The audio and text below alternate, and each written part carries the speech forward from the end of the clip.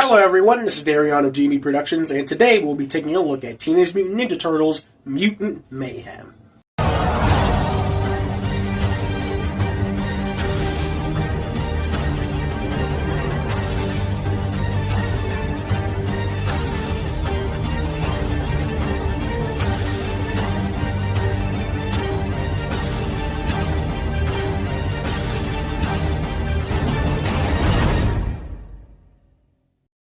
TMNT Mutant Mayhem released August 2nd of the year 2023. It focuses on the titular Teenage Mutant Ninja Turtles longing to be a part of human society, so they can be normal teenagers. It leads them into the crosshairs of the monstrous mutant Superfly, and his League of Mutants, who aim to create an army of mutants so they can wipe out the entire human race.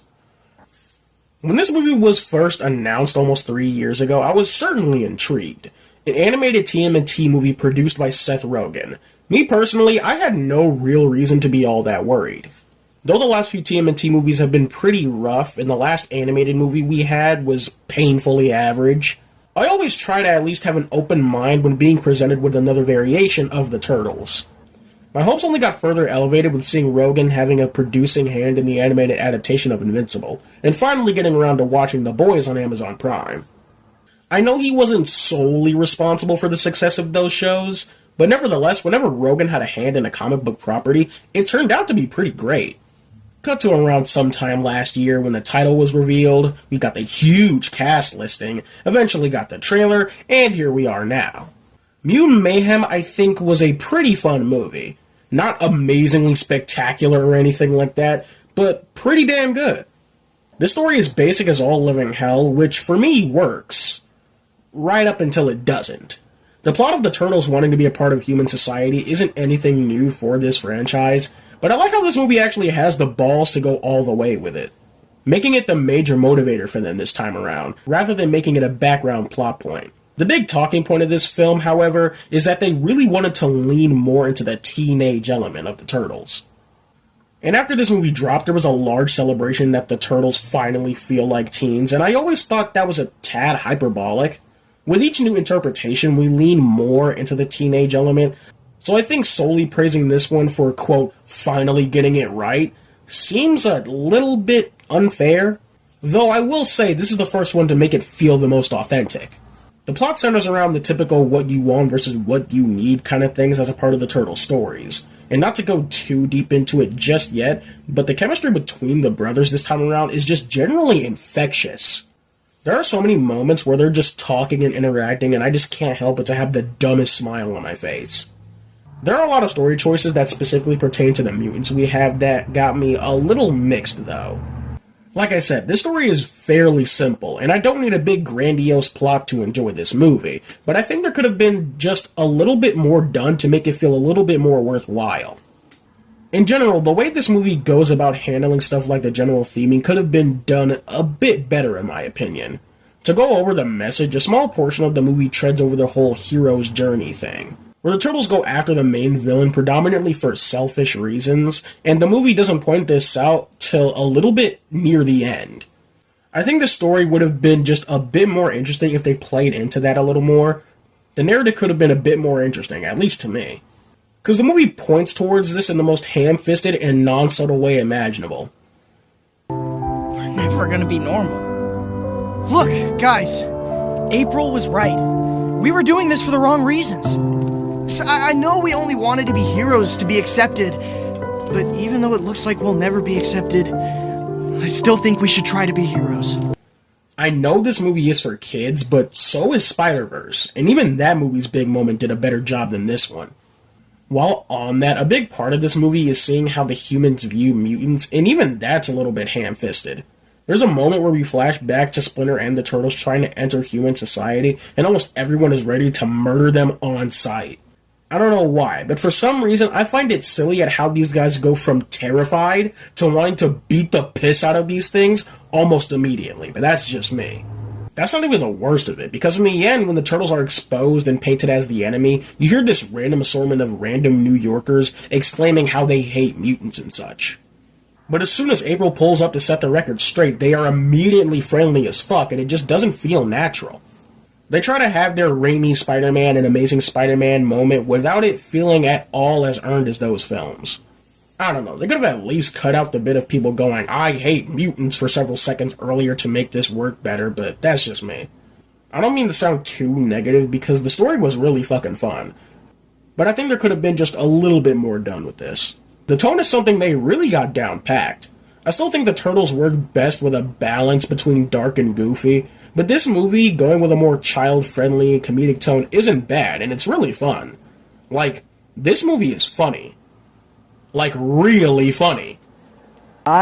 Humans are the demon scum of the earth. Avoid them, don't say hi. They lust to murder that which is different from them. To interact with them is to die. And hey, I know that's objectively prejudiced, but that's what Dad taught us.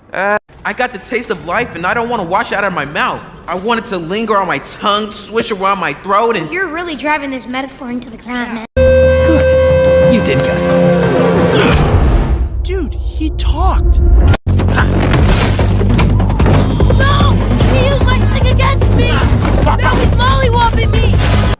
Some of that was legitimately funny, while others were so dumb I couldn't help but find them funny. Not all of the comedy in this movie will land with people, however.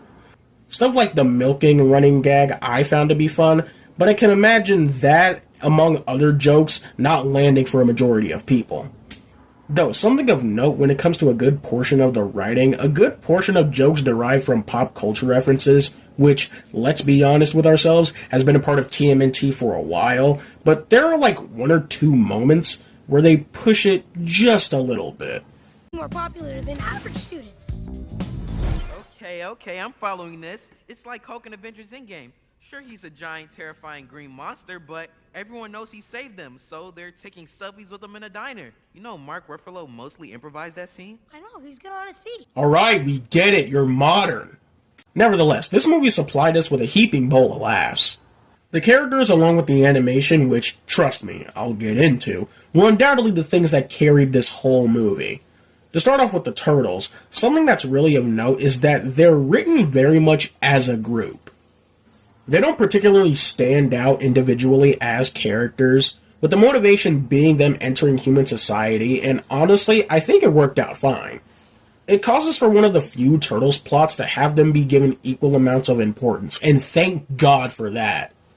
I've expressed how much it bothers me with so many Turtle stories, specifically the movies, that significantly sideline Donnie and Mikey, and just make Raph and Leo the main focus. And thankfully, this time around, all the Turtles are given equal amounts of importance. Leo only slightly stands out, but overall, it's nice to have all the boys on equal playing field in terms of plot. They have the standard personalities. Leo's the responsible leader, Raph is the excitable hothead, Donnie is the nerd, and Mikey's the comedian. But they aren't without a few tweaks. Firstly, Leo is a bit more dorky this time around, in like the most adorable way possible. He feels a little indicative of his 2012 counterpart, but far more awkward, with his brothers getting on his case, I think, way more.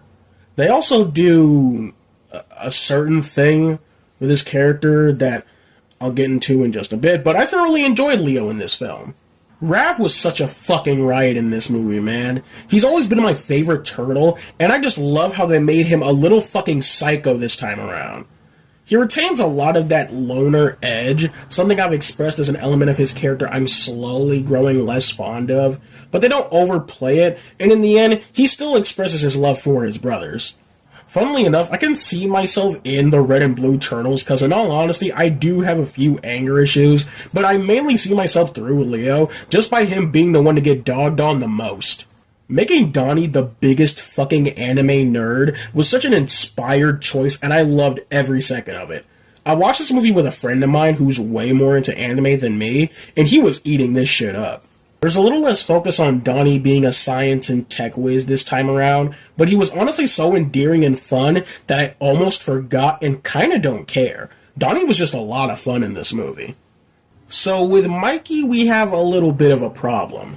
He's fun as hell like the others, but when everyone else is funny, it almost removes Mikey of his unique quality, that being the fun comic relief. Rise, in my opinion, made up for this by playing up Mikey's childish naivete and his lovable and kind-hearted nature, truly making him feel like the glue that holds the team together. Mutant Mayhem doesn't really do that, and it almost leaves Mikey, character-wise, to not have that much of a leg to stand on. That's not to say he's not fun, which he definitely is. Just with the rest of the Turtles being fun, he has just a little bit less to stand out with. I might as well go further into this now, but like I said, the main motivation for the Turtles' actions is for them to be accepted by humans, and to be a part of their society. But unlike previous iterations, this one actually had the balls to go all the way with it. In past versions, we've kind of just pussyfooted around it, always devolving into them sticking and remaining in the shadows. This movie has my utmost admiration and respect for actually taking the chance to have them live amongst humans. With the ending of the film showing them going to high school, that's really fucking cool. I know hardcore Turtles fans will have a fit over this, but I'm just so glad they went all the way with this instead of backtracking like so many times before. The Turtles are going to high school, and we'll see them on their high school adventures, and honestly, I can't wait. April in this movie was far more chill this time around. She's far more toned down than Rise April, who we all know will always be the queen of April interpretations. But regardless, I thought she was cool, and honestly, I really dig the design. Yeah, don't think I don't know about you freaks who complain about how attractive an animated teenager is. If you're someone just not fond of the design, that's cool. But if you're the former, please kindly fuck off, you weirdos. Although, there is something we need to discuss. And those sons of bitches did it again. Why is it that ever since Nickelodeon acquired the TMNT rights, they've been so hell-bent on shipping the Turtles with April? I've expressed before that I prefer when she plays a sister-like role to the Turtles. It's cute and fun. In the 90s movie they had it going, but I tend to give it a pass because it was just one-off jokes and remarks instead of having any of the Turtles be straight up obsessed with her. It especially didn't matter back then because it was evident that Casey was the main romantic foil for her anyway. But since Nick got their hands on the Turtles, we have pathetic simp Donatello, disgusting pervy Michelangelo, and now we have socially awkward Leonardo. I would say stop, but at this rate, you know Raphael is next. So you know what, Nickelodeon? Go ahead, complete the fucking set. I know you sick fucks want to! Though I will say that this time around, it wasn't anywhere near as annoying or gross as the last two instances.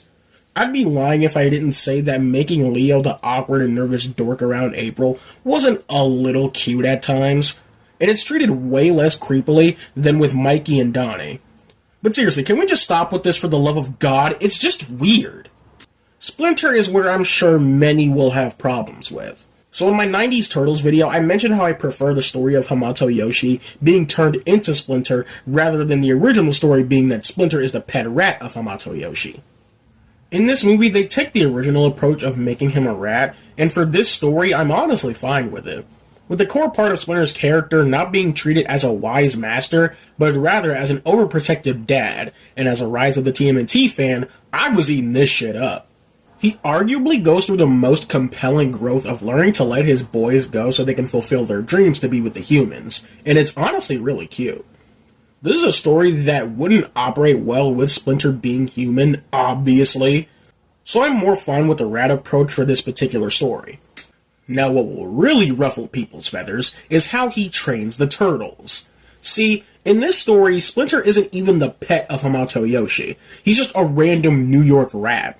So, that begs the question as to how he's able to train 4 mutant turtles for over 15 years to where they know almost perfect martial arts. Well, they watch a bunch of YouTube/self-defense and martial arts training videos. Look, I'll be honest and say that this is objectively dumb, but I think we can agree it's significantly less dumb than Splinter just stumbling upon a random book in the sewers that's in Japanese, and that's how he and the Turtles learn their shit.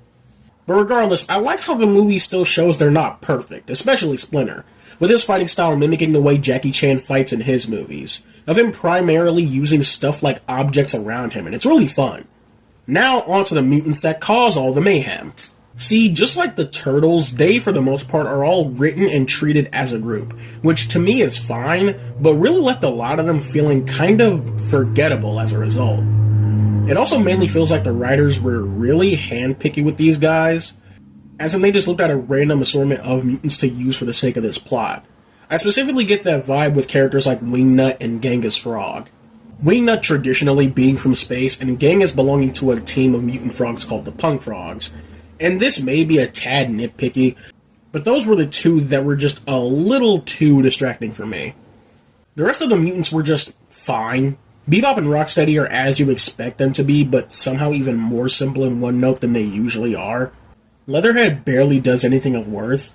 Before this movie dropped, I thought Ray Fillet and Scumbug were movie original characters, but nope.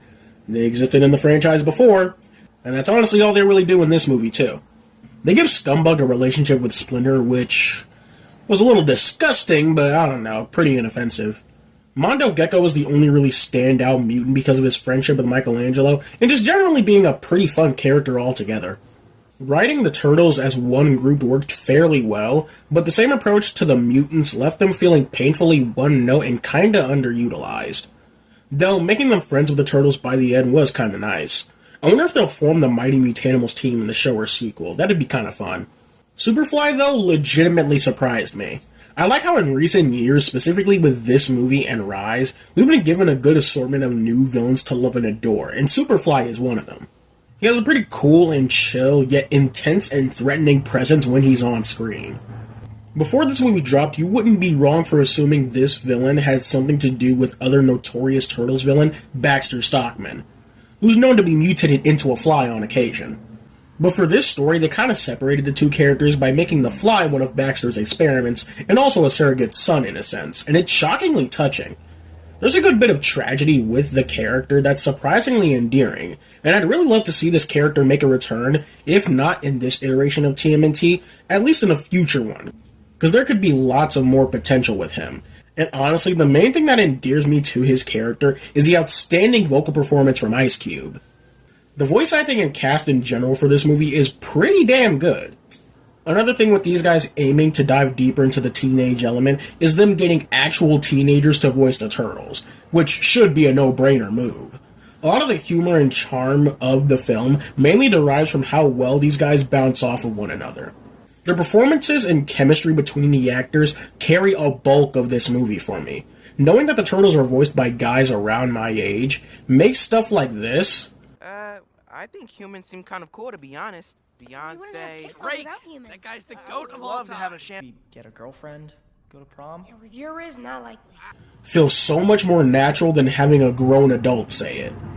As well as makes a little pop culture reference just a little more tolerable. They made the Ninja Turtles say Riz, and it somehow didn't make me cringe. Like I mentioned earlier, there's a lot of fun moments with the Turtles just talking to each other, and due to how great these guys were, the joyous energy is just oozing off of the screen. They made Michelangelo twerk not once, but twice, and it somehow didn't make me cringe. It's also nice to see that they casted actual voice actors for the Turtles. They could have easily banked on getting big-name celebrities, but just like the '07 movie, they had the integrity to not only get actual teenagers to voice the four brothers, but actual experienced VAs as well. Nicolas Cantu does a great job as Leonardo. He sounds almost like how you'd expect Leo to sound, which is pretty great. Brady Noon does a great job as Raphael. He does an amazing job at conveying this excitable and rage-fueled energy. Donnie and Mikey's VAs is where I've been seeing a few mixed thoughts, though. I love Shamon Brown Jr.'s take on Mikey. In an interview, he said he was mainly inspired by Rise Mikey's VA, Brandon Michael Smith, to use his natural voice for the character, instead of imitating the Surfer Bro voice, and I think it works pretty well. Micah Abbey's Donnie is where I've seen people have the most grievance. When I watched the first trailer, I'll admit it was pretty jarring hearing Donnie sound younger than Mikey, but throughout the actual film, you get used to it fairly quickly, and he definitely fit for what the film was going for. I honestly can't imagine anyone else pulling off these lines the way Micah does. He was fantastic in this movie. Hey, remember how just a minute ago I commemorated the fact that the Turtles are voiced by actual voice actors and not big-name celebrities? That treatment, however, was not reserved for everyone else in the movie. Yeah, even more like the '07 movie, everyone else is played by a big-name celebrity, whose main purpose is to get butts in seats, but this time, done to a way worse extent. There was honestly no genuine inspiration behind any of these casting choices in my eyes. mainly because a lot of these characters barely do or say anything. Rogan and John Cena play Bebop and Rocksteady respectively, which aren't bad casting choices. Not the first time Rogan's voiced a warthog, and strangely not the first time Cena's been in a Turtles property. But they barely have any significance as characters, so it almost feels like there's no point. Same goes for the rest of the mutants. Leatherhead, Wingnut, Genghis Frog, Ray Fillet all have no real place as characters. So getting people like Rose Byrne, Natasha, last name I can't pronounce, Hannibal Buress, and Post Malone feels kinda pointless. At least in the '07 movie, the characters the big celebs were voicing had more important roles as individual characters, so it wasn't so blatantly obvious what they were brought in for. I don't mean to sound like too much of a dick, because none of these guys did a bad job. They all worked well for what they were given, but I just can't help but to get this stuff off my mind. They even had Giancarlo fucking Esposito, the man known for having the coolest fucking name on earth, voice Baxter Stockman, and he's only in it for 5 fucking minutes! The only big casting choices that actually worked were Paul Rudd as Mondo Gecko, Ice Cube as Superfly, Jackie Chan as Splinter, and Giancarlo Esposito as Baxter Stockman. Rudd just has a super fun energy when in the role, and I can't really complain too much. Ice Cube worked way more well for Superfly than I initially thought he would. Granted, he is just doing his regular voice, but he adds the right amount of charisma and intensity to the role that I can't picture anyone else pulling off. You can definitely tell this character was written with someone like Ice Cube in mind, because of how well it works. Sorry to harp on this again, but it's just really odd to me that you get Giancarlo Esposito, a dude who's known for playing some kick-ass villains, and you only have him and Baxter as a whole be in about roughly 5 minutes of the movie. The movie tries to paint the picture that he died in that explosion at the beginning, but to be truly honest, they could turn around and say that he's just locked up or some shit. Because if that's how he really died, not only was it really lame, it also just feels like a waste to have such a cool actor play this character for such a short amount of time. I genuinely wouldn't be surprised if in the show or sequel they reveal he's alive. Because if he ain't, yeah, kinda felt like a waste. Jackie Chan as Splinter was truly an inspired choice.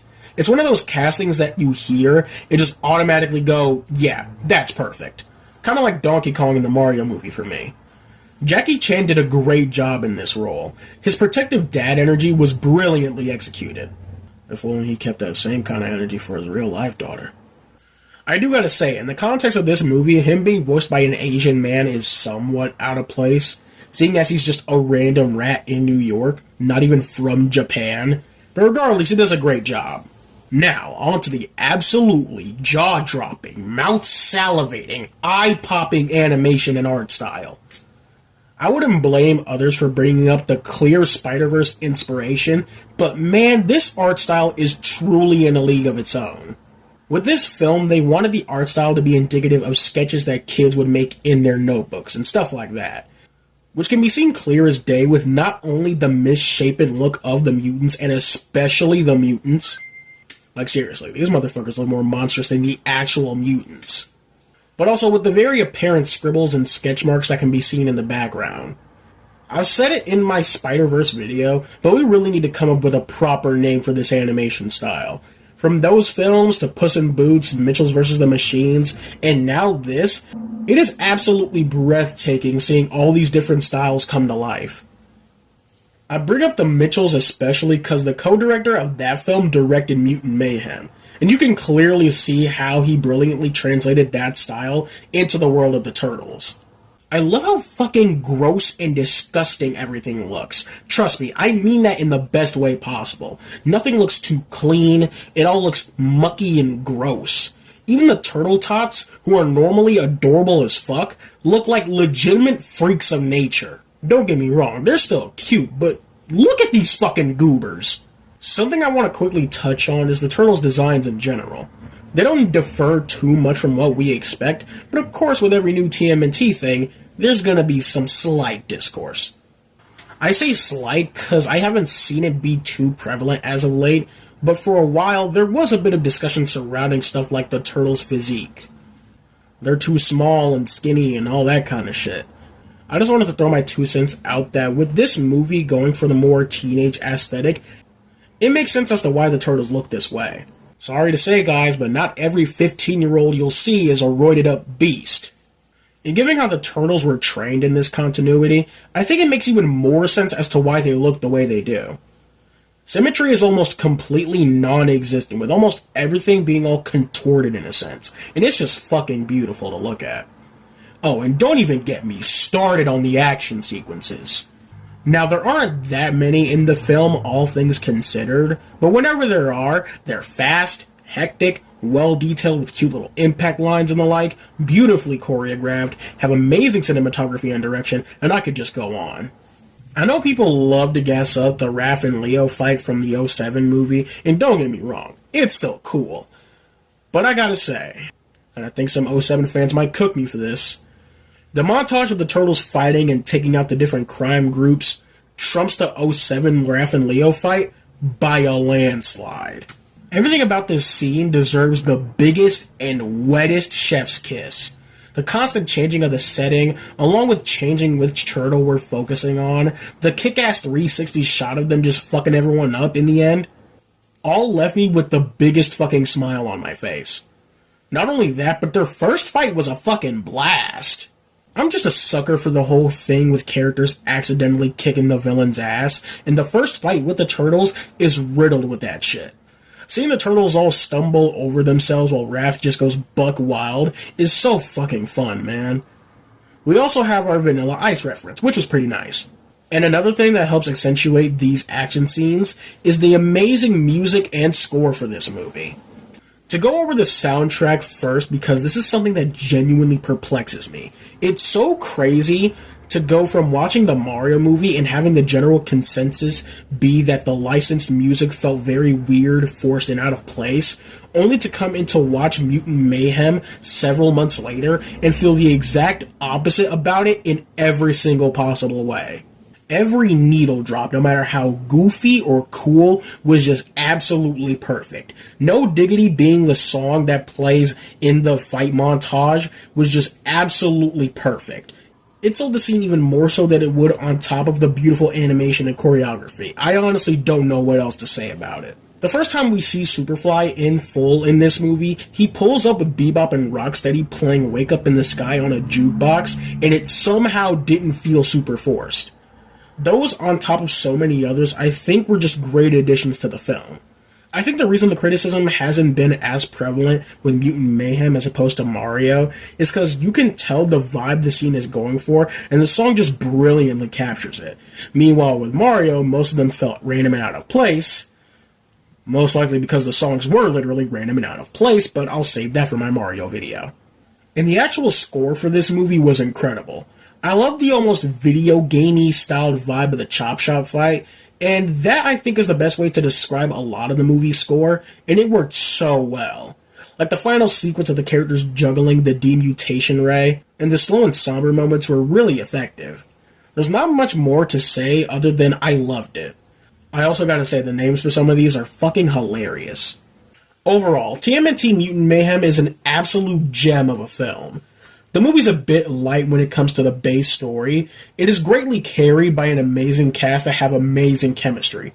Characters that are all endearing and fun to watch, even if some were treated far more simpler than I'd personally like. Really good writing, with stuff that kept me giddy throughout the entire runtime. An absolutely fantastic score and soundtrack, and of course a brilliant style of animation that will undoubtedly stand the test of time. This movie as a whole was just very charming. Not anything to go absolutely crazy over, but one that is just a cute and fun watch. Is it the best TMNT movie? No, I don't think so. Still doesn't beat the '90 movie in my opinion. Is it the best animated TMNT movie? That is honestly a tougher question to answer. Except I know it's better than this shit. But I'd really like to see what the rest of y'all think. So, if you agree or disagree with anything I've said in this video, let me know right down there in the comments below. Also be sure to like and subscribe. This is Darion of GB Productions, and take care.